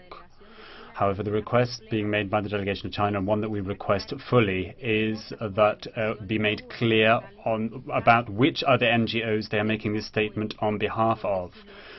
Because if they are speaking on behalf of other organizations which do not enjoy consultative status in ECOSOC, then they do not have the right to make a statement in this way on behalf of such NGOs. So we reiterate the request for clarification as to the position of these other NGOs as made by China, and we would ask the Secretariat to confirm or not whether the other NGOs that have been mentioned by the NGO that has the floor have consultative status or not. And if they do not, then we fully support the motion made in light of that by the delegation of China. Thank you very much. Thank you, Ambassador. I see two members insisting on taking the floor. Do you insist, or may I now call on the Secretariat for explanations? You do insist. So first of all, France before Germany. Thank you. France attaches a great deal of importance to hearing the voice of civil society. FIDH is duly accredited and it may therefore address Council, and we support the possibility for FIDH to speak in this forum. Thank you, France. Germany. My first point, Mr. President, I would like again to reiterate our interpretation and position that on the principled question whether an NGO can interpret its general comment in the manner as ISDHA has done it, has not been decided on principle yet. We have only refused to refer the matter to the Bureau. The principle needs to be discussed further. Second, I think it is not in accordance with the customary rules, the rules of gentleman agreement here in the Council, to be dragged into a protracted procedural debate on issues which are not well prepared and on which we have no legal opinion of the Secretariat. So I'm quite amazed to hear a position that even NGOs who are mentioned in speeches of other NGOs need to be accredited to the ECOSOC. I believe this is clearly raping the procedural rules.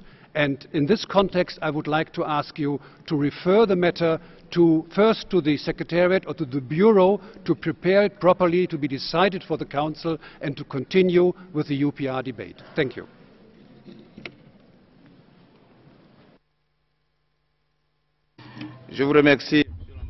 Thank you, Ambassador.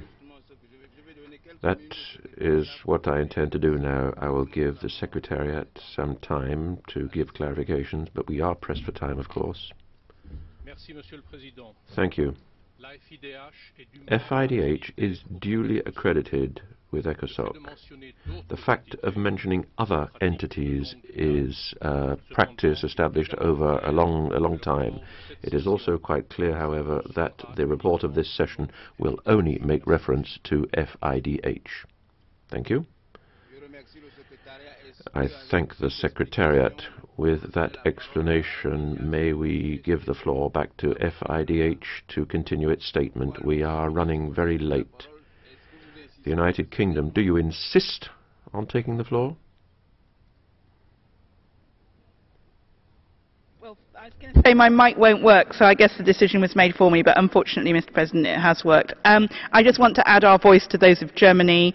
This is an important issue, but it is also important that we get back to discussing human rights and not procedure.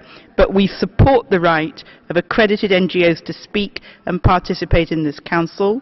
And just as any other person who has the right to speak in this Council, they have the right to determine what their content is and what they say.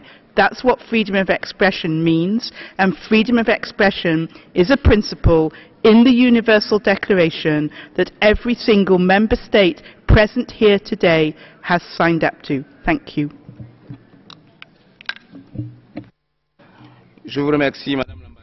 Thank you, Ambassador. I give the floor back to FIDH. Thank you. Concerns over suppression of fundamental freedoms and the ongoing crackdown on citizen activists. At least 11 rights defenders have been tried recently, including Dr. Xu Zhiyong, who was convicted and imprisoned in January. To demonstrate its respect for its own constitution and commitment to uphold the highest human rights standards as a member of this council, China should end prosecution against these defenders and urgently free all persons arbitrarily detained, including Liu Xiaobo and his wife Liu Xia, Kuo Fishong, Uyghur scholar Ilham Tohti, and Tibetan abbot Khenpo Khartse. We mourn the death of human rights defender Cao Shunli, whose death while in detention must be thoroughly investigated, and those found to be responsible for any actions that contributed to her death to be held accountable. China has accepted the recommendation to protect the rights of ethnic groups. Much more needs to be done to realize this commitment, including urgent reforms of repressive laws and measures in ethnic areas, including Tibet and Xinjiang, to guarantee equal enjoyment of all human rights and to address root causes of desperate forms of protest, such as self-immolations. To ensure effective monitoring of the implementation of these recommendations, we urge China to take all necessary steps to respect and fulfill its citizens' fundamental rights and freedoms, including freedom of expression, peaceful assembly, association and religion, as well as their right to supervise and participate in public affairs. Merci, Monsieur le Président. Thank you. Human Rights Watch has the floor. Thank you, Mr. President. Human Rights Watch supports the moment of silence. If, as China claims in its outcome report, no one suffers reprisals for taking part in lawful activities or international mechanisms, why did human rights activist Cao Shunli die? Why was she detained?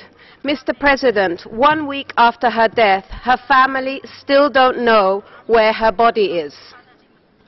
If, as China claims in its outcome report, the Chinese government guarantees that all ethnic minorities fully exercise political and other basic rights, and that citizens have the right to criticize and make suggestions to any state organ or official, perhaps it can explain today the basis for its allegations of separatism against Uyghur economist Ilham Tohti, who criticized Chinese government policies in Xinjiang but explicitly rejected independence for that region.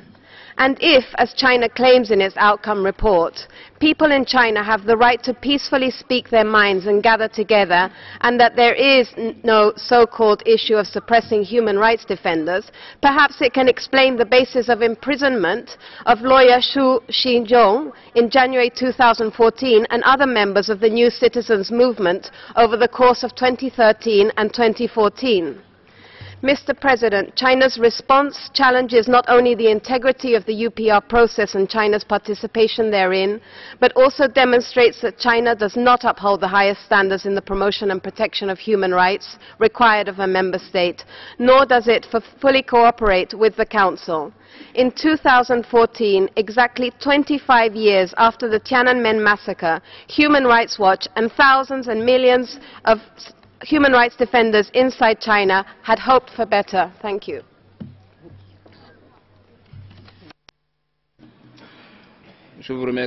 Thank you. Lawyers Rights Watch Canada now has the floor. Thank you, Mr. President. Lawyers Rights Watch Canada supports the moment of silence. We also request Council to consider our remarks on China's UPR. Council should be gravely concerned about the case of democracy activist Cao Shunli, who peacefully campaigned for civil society input into China's UPR process. In September 2013, she was scheduled to fly to Geneva to attend civil society meetings in preparation for China's October 22nd UPR. She was arrested at Beijing airport and disappeared until October 21st, when she was charged with picking quarrels and provoking troubles. She was seriously ill in prison but was refused medical treatment. On February 20th, Cao Shunli was transferred to a Beijing hospital. She subsequently died on March 14th while on life support. In the fall of 2013, Doctors Against Forced Organ Harvesting delivered a 1.5 million signature petition to the High Commissioner for Human Rights, seeking an end to and an investigation of China's slaughter of prisoners of conscience for organ procurement. In December, the European Parliament condemned and demanded an immediate end to China's state-sanctioned organ harvesting from executed prisoners of conscience, mainly Falun Gong practitioners. China prohibits lawyers from defending such practitioners and courts from accepting lawsuits on their behalf. Lawyers advocating for Falun Gong practitioners, including Cao Shunli, are intimidated, disbarred, imprisoned, and/or tortured. Mr. President, the outcome report provides no meaningful response to documentation of China's attacks on human rights lawyers. In the face of systemic torture, killing for organ procurement, deprivation of independent legal representation, and harassment of human rights defenders and lawyers, Lawyers' Rights Watch Canada considers states' comments welcoming China's human rights progress as cruelly inappropriate. Thank you, Mr. President.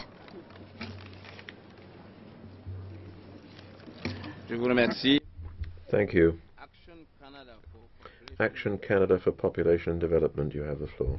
President, ACPD welcomes the actions that the government has taken to recognize the human rights of lesbian, gay, bisexual, transgender and intersex people in China. In its report to the working group, China openly shared that Hong Kong will continue making efforts to strengthen the protection of the rights of people based on different sexual orientations.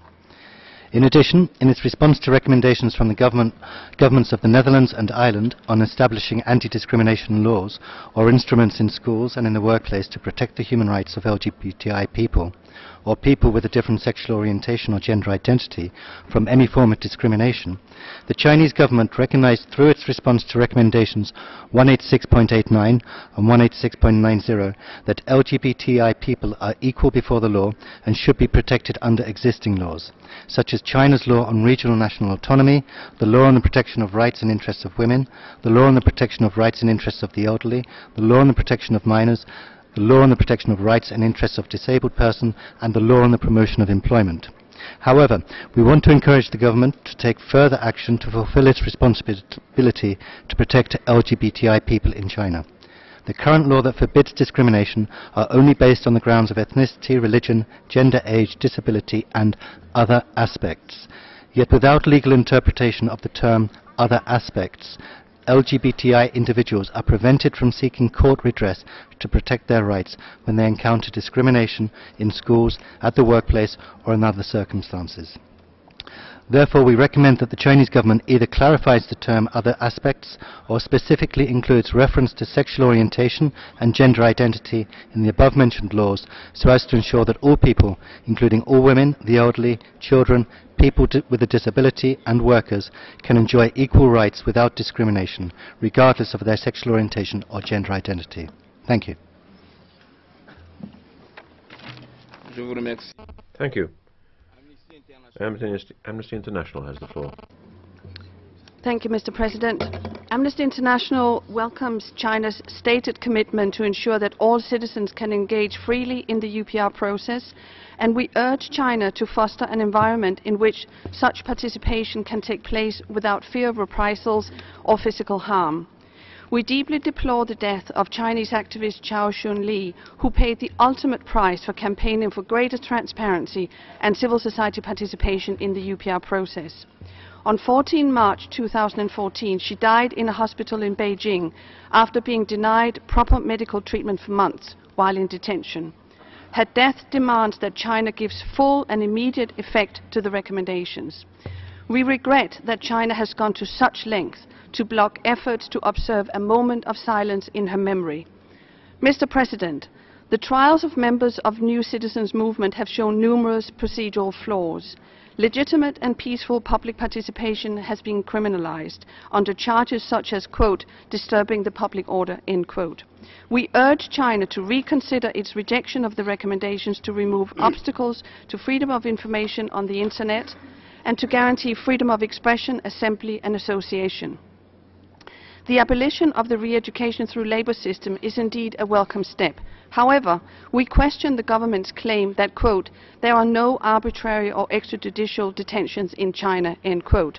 Rather, evidence points to the continued use of arbitrary detention, including in legal education centres and in house detention. Mr. President, Amnesty International is concerned that no state raised the issue of forced eviction in the review. Forced eviction of people from their homes and farmland has become a routine occurrence in China and represents a gross violation of human rights. Finally, Mr. President, ethnic minorities in China, including Tibetans, Uyghurs, Mongolians, continue to experience severe discrimination.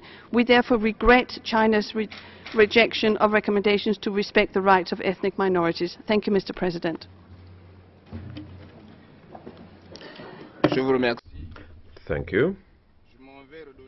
I will give the floor to the delegation of China for its closing comments, but I must note that on the basis of information provided, out of the 252 recommendations made to it, the Chinese delegation accepted 204 and took note of the remainder. I will now give the floor to His Excellency Mr. Wu Hailong for his concluding comments. You have the floor.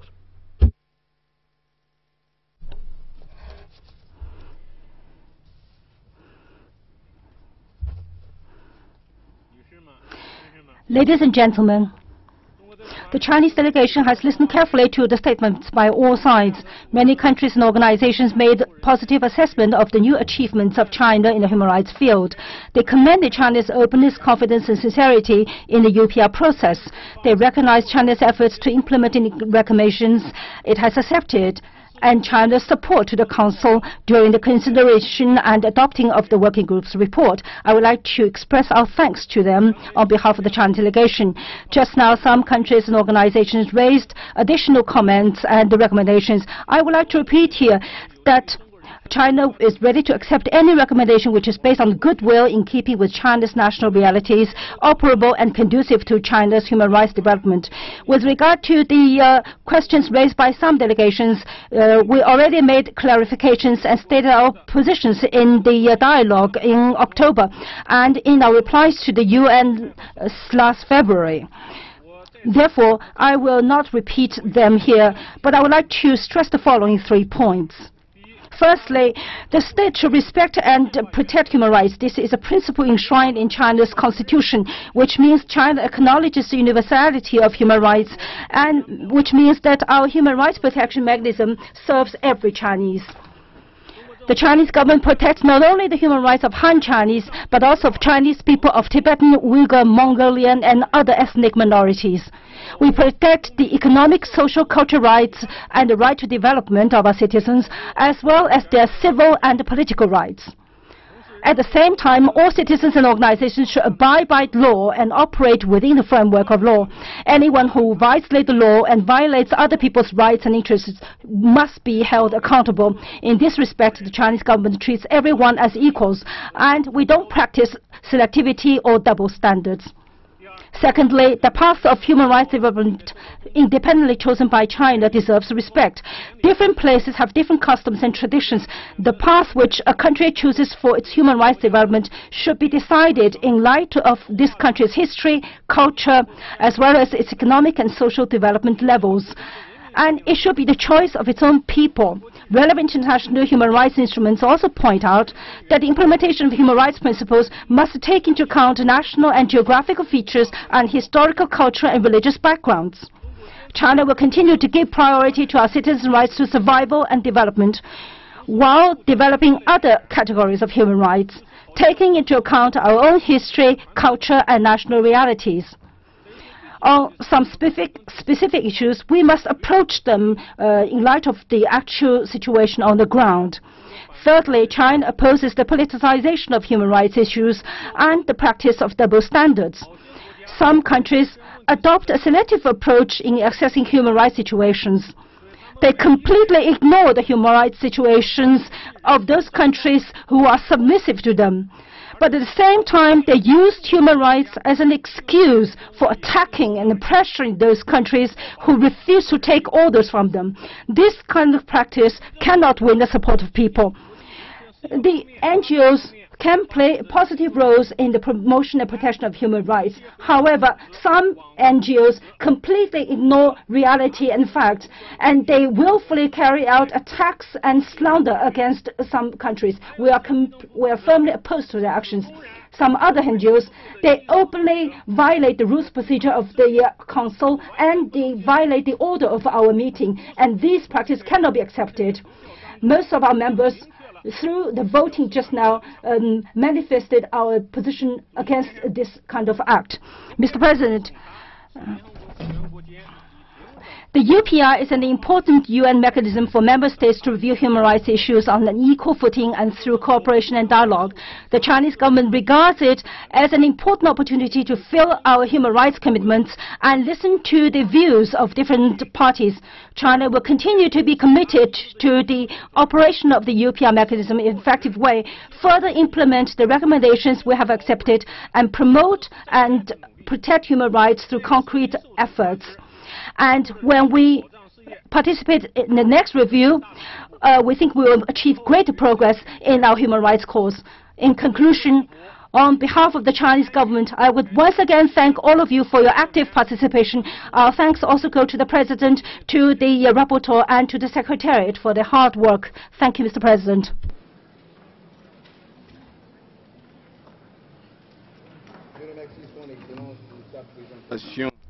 I'd like to thank His Excellency for his presentation and for China's participation in the UPR process. I now propose that the Council adopts the decision on the outcome document of the Universal Periodic Review for China as it is displayed on the screen. I see no objection to that decision, and the decision is thus adopted. Your Excellencies, ladies and gentlemen, that brings us to the end of this afternoon's meeting. We will meet again tomorrow morning at 10 a.m. to proceed to the adoption of the outcome documents for Monaco, Congo and Malta. The speaking time for speakers registered on the list for Monaco and Malta will be 3 minutes.